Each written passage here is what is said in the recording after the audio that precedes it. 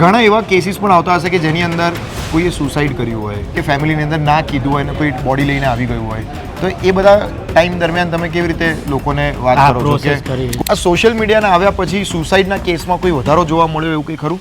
આપણે બેઠા હોઈએ અને અચાનક કંઈક અવાજ આવ્યો કે ખબર આવું લોકો કહેતા અચાનક પાણી ચાલુ થઈ ગયું, લાઇટો ચાલુ થઈ ગઈ, આવું ક્યારેક આટલા વર્ષો દરમિયાન કંઈક થયું હોય એવું કંઈ ખરું? કારણ કે ઘણા લોકો એવું કહેતા હોય છે કે આ જગ્યાએ કોઈ એક બિલ્ડિંગ બન્યું હોય ને તો વર્ષો પહેલાં ત્યાં સ્મશાન હતું અને એના કારણે બિલ્ડિંગ પડી ગયું ભૂકંપમાં, કે એના કારણે આ બિલ્ડિંગમાં જેટલા લોકો રહેવા આવે છે ને એમનું કંઈ થતું નથી. તો આ બધી વસ્તુઓ, આ બધી માન્યતાઓ કેટલી સાચી? જ્યારે આ અમદાવાદમાં પ્લેન ક્રેશ થયું હતું ત્યારે અહીંયા 2 બોડી આવી હતી પ્લેન ક્રેશની. ત્યારે પણ એ જે બોડી જોઈ હતી ને, આખી બોડી બળેલી હતી. એ જોઈને ત્યારે મને થોડું આમ, હું પણ ડગી ગયો હતો જોઈને કે આવું પણ ભયાનક મૃત્યુ હશે. અમદાવાદના સ્મશાન ગૃહની અંદર અત્યારે હું આવ્યો છું અને તમારા મનની અંદર જે સવાલો છે એ બધા સવાલો આપણે અત્યારે અહીંની ઓથોરિટીને પૂછી રહ્યા છે. અમદાવાદ મ્યુનિસિપલ કોર્પોરેશનનો ખૂબ ખૂબ આભાર. સૌથી પહેલાં તો સવાલ મારો એ છે કે સ્મશાનની અંદર જે લોકો આવતા હોય છે, આ વિચાર જ્યારે લોકો મગજમાં વિચારતા હોય ત્યારે મિસઅન્ડરસ્ટેન્ડિંગ, ગેરસમજ જે ઘણા લોકોને હોય છે એ શું હોય છે? એક માન્યતા, ખોટી માન્યતા તમે કહી શકો? ખોટી માન્યતા એવું હોય છે કે લોકોનો એવો ભય છે કે સ્મશાન ગૃહની અંદર નેગેટિવિટી હોય છે, પછી અંધવિશ્વાસ હોય છે કે ભૂત પ્રેત આત્મા, પણ ખરેખર આવું કશું જ હોતું નથી. આ એક મોક્ષધામ છે. અહીંયા આત્મા અને શરીરને પણ મોક્ષ મળે છે અને નેગેટિવિટી જેવું કશું હોતું નથી.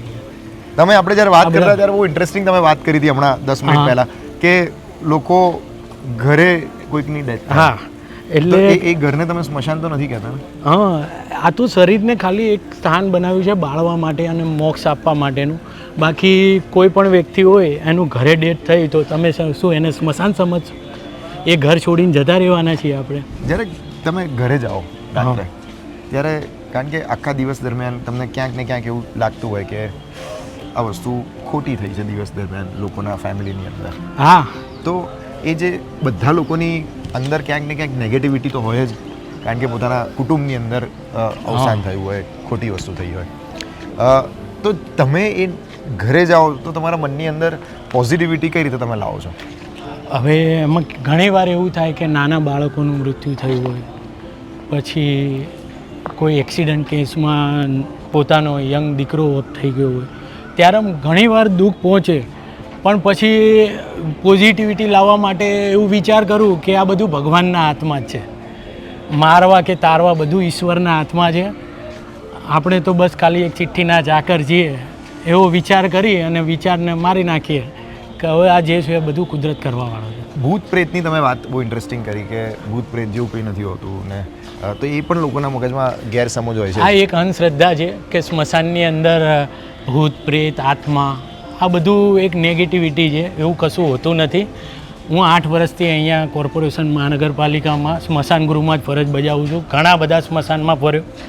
વેજલપુર, વટવા, ઈસનપુર, નારોલ, જમાલપુર, VS, એલિસબ્રિજ સ્મશાન છે, બધી જગ્યાએ ફર્યો છું. ક્યારેક નાઇટમાં પણ જવાનું થાય, 2 થી 10ની પણ ડ્યુટી હોય, પણ ક્યારેય આવું હોતું નથી. આ બધી એક અંધશ્રદ્ધા છે. એટલે જે મૂવીઝમાં આપણે જોઈએ છે એ બધું અંધશ્રદ્ધા છે. આવું કશું હોતું જ નથી. તો આટલા વર્ષો દરમિયાન સૌથી ખરાબમાં ખરાબ અનુભવ તમારી સાથે કોઈ થયો હોય, જે ભૂત પ્રેતનો નહીં પણ ઓવરઓલ કોઈ વ્યક્તિ સાથેનો કે કોઈ ફેમિલી સાથેનો કે કોઈ વસ્તુ કે જે તમે અત્યારે કહી શકો કે બોસ આવા પણ ઇન્સિડન્ટ્સ અમે જોયેલા છે, અને અમદાવાદ મ્યુનિસિપલ કોર્પોરેશન આવી બધી વસ્તુઓ હોય તો એના અધિકારીઓ પણ આમાં બહુ જ સારી રીતે કામ કરતા હોય, તો તમે એના વિશે શું કહેશો? સૌથી ખરાબ એક્સપિરિયન્સ હોય તો કોરોના કાળમાં. કોરોના કાળમાં ઘણા યંગસ્ટર છે, વૃદ્ધો છે, જે કોરોનામાં કારણે મૃત્યુ પામ્યા. ત્યારે વધારે દુઃખ પહોંચતું હતું, કેમ કે બધાએ પોતાના ઘણા ખરા કુટુંબમાંથી કોઈએ સ્વજન ગુમાવ્યા જ હશે. ત્યારે એક દુઃખ લાગ્યું. અને જ્યારે આ અમદાવાદમાં પ્લેન ક્રેશ થયું હતું ત્યારે અહીંયા 2 બોડી આવી હતી પ્લેન ક્રેશની. ત્યારે પણ એ જે બોડી જોઈ હતી ને, આખી બોડી બળેલી હતી. એ જોઈને ત્યારે મને થોડું આમ, હું પણ ડગી ગયો હતો જોઈને કે આવું પણ ભયાનક મૃત્યુ હશે. કોવિડ ટાઈમે પણ તમે ઘણી બધું કામ અહીંયા કર્યું હશે અને ઘણા બધા લોકો અહીંયા રેગ્યુલરલી આવતા હશે. હા, એ તમને સંખ્યામાં કોઈ ફરક જોવા મળ્યો હતો? એટલે રૂટીન કરતાં થોડી વધારે આવતી હતી, પણ એટલો બધો ફરક નહોતો. તો મારો બીજો સવાલ એ છે કે જ્યારે તમે ઘરે જાઓ ત્યારે કોવિડ ટાઈમે તમારા ઘરની અંદર પણ કહેતા હશે કે રજા લઈ લે, કે કામ કરવા ના જા, કારણ કે મમ્મી પપ્પા ઘરમાં પત્ની હોય, બાળક હોય, હા એમને ભય લાગે, એમને એક ડર લાગે કે તમને ઇન્ફેક્શન ના લાગી જાય. તો એવું કંઈક થતું એ ટાઈમે તમે શું કહેતા હતા એમને? હવે એમાં એવું છે કે ડ્યુટી કરવી જ પડે એમ હતું, અને આ મારી ફરજ પરનો ભાગ હતો. જો ત્યારે અમે સાથ સહકાર ના આપીએ કોર્પોરેશનને તો ડ્યુટી કોણ કરે? અને એ કપરો એવો સમય હતો કે ત્યારે હાજર રહેવું જ પડતું હતું. આ અત્યારે જે છે એ જગ્યા કઈ છે? સ્મશાનનો કયો ભાગ આ છે? સીએનજી ભાગ છે, સીએનજી વિભાગ છે, હા. અને આ સીએનજીનું સ્ટ્રક્ચર છે. અચ્છા, તો અહીંયા સૌથી પહેલાં આ વિસામો છે. હા, બોડી લાવે એટલે અહીંયા એને વિસામો આપવામાં આવે, પછી એની વિધિ કરે. વિધિ કર્યા પછી એમના સ્વજનો ત્યાં સીએનજીની અહીંયા બોડી મૂકવામાં આવે, અને પછી સીએનજીની અંદર અહીંયા 1 થી 1.5 કલાક જેવો સમયગાળો લે સીએનજીમાં. તો લોકો આ પ્રોસેસ કરે અને પેલી પ્રોસેસ કરે, બંનેમાં ફરક શું આપણને જોવા મળતો હોય? તો પેલી પ્રોસેસ કેમ થતી? આ પ્રોસેસમાં મિનિમમ 1.5 કલાક જેવું થાય, જ્યારે લાકડાની બોડી બાળવામાં 4 થી 5 કલાક જેવો સમયગાળો થાય. પણ વર્ષોથી જે માન્યતા ચાલતી આવે છે કે ભાઈ લાકડામાં અગ્નિદાહ કરો, એટલે લોકો વધારે લાકડામાં કરે. ઘણા ખરા સમાજ છે અત્યારે તો સીએનજીમાં જ વધારે યુઝ કરે છે, પણ પહેલાંની જે માન્યતા છે ચાલતી આવી છે કે ભાઈ લાકડામાં જ અગ્નિદાહ કરો, એટલે લોકો પણ હવે પરિવર્તન આવ્યું છે, લોકો સમજે છે. ઘણા એવા કેસીસ પણ આવતા હશે કે જેની અંદર કોઈએ સુસાઇડ કર્યું હોય, કે કોઈએ એવું હોય કે ફેમિલીની અંદર ના કીધું હોય ને કોઈ બોડી લઈને આવી ગયું હોય. તો એ બધા ટાઈમ દરમિયાન તમે કેવી રીતે લોકોને વાત કરો છો કે કોઈ મિત્ર વર્તુળ છે કે ફેમિલીની અંદર કોઈકની ડેથ થઈ ગઈ હોય અને કહેવું ના હોય, ઓફિશિયલ રિપોર્ટ ના બતાવો હોય, એવા પણ કેસીસ આવે છે? એવું કંઈ ખરું? ના, એવા કેસીસ તો નથી આવતા, પણ કોઈ સમજો ઘરે મરી ગયું છે અને 50 વર્ષ કરતાં ઉંમર નાની છે એની, તો અમે 5 વ્યક્તિનું પંચનામું લઈએ, મરનાર વ્યક્તિના 2 આઈડી પ્રૂફ લઈએ છીએ, અને એના ઘરના સગા સંબંધી એની જોડેથી 5 વ્યક્તિનું પંચનામું કરીએ અને એના આઈડી પ્રૂફ પણ લઈએ છીએ. અને જે એનો જ્યારે મરણનો દાખલો આપવાનો આવે એ પ્રમાણપત્ર, એ કોર્પોરેશન દ્વારા એના ઘરે પણ વિઝિટ કરવામાં આવે જ છે કે ભાઈ આ નાની ઉંમરનો વ્યક્તિ છે, કયા કારણોસર એનું મૃત્યુ થયું છે. એ કોર્પોરેશન દ્વારા એના ઘરે પણ એની વિઝિટ હેલ્થ જન્મ મરણ ખાતાના કર્મચારી હોય એના ઘરે જઈને વિઝિટ લે છે કે ભાઈ આ એના આજુબાજુના પાડોશીને પૂછવામાં આવે કે ભાઈ આ વ્યક્તિનું મરણ કયું થયું છે. એટલે અમદાવાદ મહાનગરપાલિકામાં આવો ક્યારે બનાવ બન્યો નથી. અને આ તમે જોશો કે અમારે ત્યાં બધી જ 11 કેમેરા લાગેલા, સીસીટીવી કેમેરા લાગેલા છે. એટલે એ અશક્ય વાત છે કે અહીંયા એવો કોઈ બનાવ બને મહાનગરપાલિકામાં. તો કોઈ સુસાઇડના કેસ આવે તો એ ટાઈમે તમે શું તમારું રિએક્શન હોય છે? તમે કેવી રીતે એ જે આખી સિચ્યુએશન છે એને હેન્ડલ કરો છો?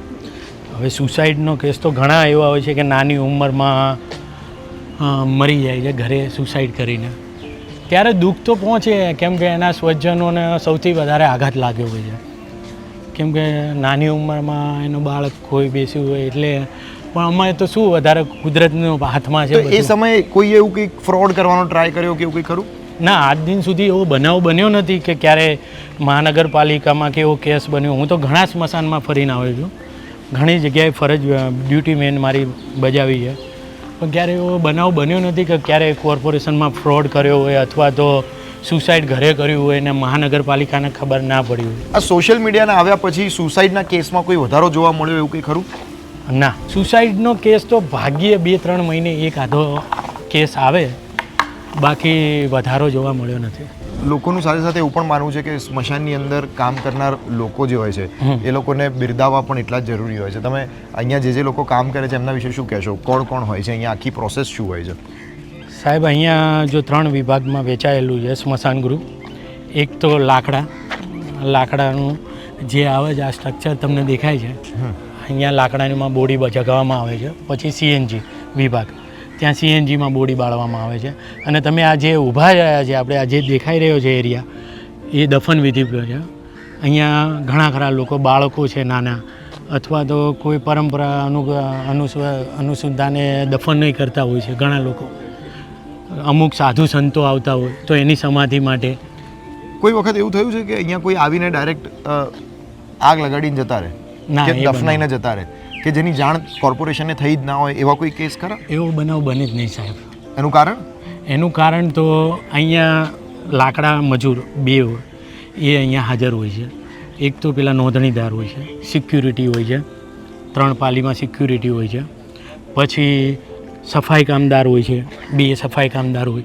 એ એટલે ટૂંકમાં અહીંયાનો સ્ટાફ હાજર જ હોય અને એવો બનાવ બને જ નહીં કે કોર્પોરેશન મહાનગરપાલિકામાં કોઈ આવી અને બોડી જગાઈને જતું રહે અને કોર્પોરેશનના કર્મચારીને ખબર ના હોય. તો અહીંયા પાછળ જ્યાં દફનવિધિ થતી હોય છે, મારો સવાલ એ છે કે કોઈ વખત એવો કોઈ કેસ, એવો કોઈ ઇન્સિડન્ટ થયો કે તમે ખુરશીમાં બેઠા હો હા. અને અચાનક પાછળથી કોઈ અવાજો આવતા હોય? ના. સવાલ તમને થોડોક ફની લાગશે કારણ કે ઘણા બધા લોકોને આવો વિચાર આવતો હોય છે. આ મારો હા, એટલે એવીમાં તમામ ગુજરાતીઓનો સવાલ છે કે આવું થાય કે અહીંના સિક્યુરિટી સ્ટાફ, આપણે જે મૂવીઝની અંદર જોયું છે એની જ વાત કરું છું, હું કોઈ હસવા ઉપર નથી લઈ જઈ રહ્યો, કે મૂવી આપણે બેઠા હોઈએ અને અચાનક કંઈક અવાજ આવ્યો કે ખબર આવું લોકો કહેતા હા, કે અચાનક પાણી ચાલુ થઈ ગયું, લાઇટો ચાલુ થઈ ગઈ. આવું ક્યારેક આટલા વર્ષો દરમિયાન કંઈક થયું હોય એવું કંઈ ખરું? 8 વર્ષ દરમિયાન તો ક્યારેય થયું નથી. તમે એવી કોઈ વાત સાંભળી હોય એવું કંઈ? ના, કશું જ નહીં. ક્યારેય નહીં? ના. 10 વાગ્યા સુધી તો હું હાજર રહ્યો છું. ક્યારે મારા નજરમાં આવો કિસ્સો કે મેં ક્યારે જોયું નથી કે કોઈ અવાજ. કારણ કે ઘણા લોકો એવું કહેતા હોય છે કે આ જગ્યાએ કોઈ એક બિલ્ડિંગ બન્યું હોય ને તો વર્ષો પહેલાં ત્યાં સ્મશાન હતું અને એના કારણે એ બિલ્ડિંગ પડી ગયું ભૂકંપમાં, કે એના કારણે આ બિલ્ડિંગમાં જેટલા લોકો રહેવા આવે છે ને એમનું કંઈ થતું નથી. તો આ બધી વસ્તુઓ, આ બધી માન્યતાઓ કેટલી સાચી? આ બધી જ માન્યતા ખોટી છે. આ બધી એક જાતની અંધશ્રદ્ધા છે. આવું કશું હોતું જ નથી. આ બધો ભય અને બધી માન્યતા પહેલાંના બધાએ સાંભળ્યું હોય એટલે માણસમાં સ્વાભાવિક છે, ડર લાગે. પણ અમારો આખો સ્ટાફ છે, તમે કોઈ પણને પૂછશો ને તો એ જ જવાબ આપશે. ક્યારે આવો અનુભવ કે કોઈ અવાજ સંભળાવા કે કોઈ એવું અણબનાવ કે એવું ક્યારેય બન્યું જ નથી. બરાબર છે. Thank you so much. તમે સરસ મજાની વાત કરી. તમે આ ચેનલને સબસ્ક્રાઈબ કરી શકો, વિડીયોને લાઇક કરી શકો અને કોમેન્ટની અંદર કહી શકો કે નેક્સ્ટ વિડીયો તમારે કયા ટોપિકની અંદર જોવો છે. હજુ આ વિડીયો ચાલુ રાખજો કારણ કે આપણે આગળ બીજા લોકોની સાથે પણ વાતચીત કરીશું અને એકાદ બે સવાલ મારે હજી લોકોને પૂછવા છે તો વધુ નહીં લઉં. જેટલા લોકો જોઈ રહ્યા છે વ્યુઅર્સ, એમની બીજી 2-3 મિનિટ લઈશ, પણ આ વિડીયો ખાસ અહીં સુધી જોયો છે તો આગળ પ્લીઝ કન્ટિન્યુ રાખજો. Thank you so much. તો અમદાવાદ મ્યુનિસિપલ કોર્પોરેશનના મુક્તિધામની અંદર અત્યારે આવ્યા છે અને અહીંયા સ્ટાફ જે છે, અહીંના કામ કરનાર લોકો, તમે શું કરો છો? હું અગ્નિ સંસ્કાર કરું છું લાકડામાં. લાકડાની અંદર, તમે ઇલેક્ટ્રિકની અંદર. તો લાકડાની અંદર તમે કરો છો તો આ ગરમીની અંદર તમને એવું નથી લાગતું કે બહુ વધારે ભઠ્ઠી થઈ જાય અને એ ટાઈમે તમને શું લાગતું હોય? ફીલ શું થાય? ગરમી, તાપ લાગતો, આમ ગરમીનો બહુ અહેસાસ થતો. વધારે ગરમી લાગતી હોય. તમે? હું સિક્યુરિટી ગાર્ડ છું સાહેબ. તમે આ વિડીયો જોયો, thank you so much. Next video કયા ટોપિક ઉપર જોઈએ છે એ મને ખાસ કોમેન્ટની અંદર કહેજો અને ચેનલને સબસ્ક્રાઈબ કરી દેજો. Thank you.